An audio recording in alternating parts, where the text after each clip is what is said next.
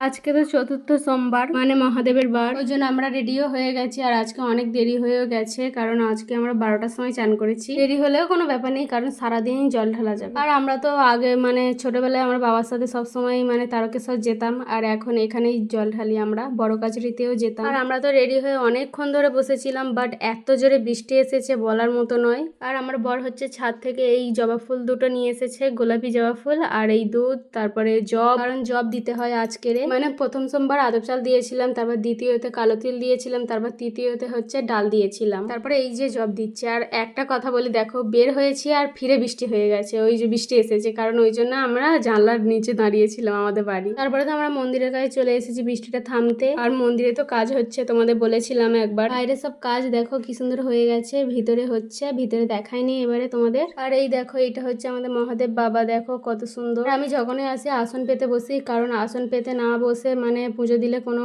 কিছু হয় না। তারপর পুজো দেওয়া শেষ হতে এই 3টে প্রসাদ নিয়ে এসেছি।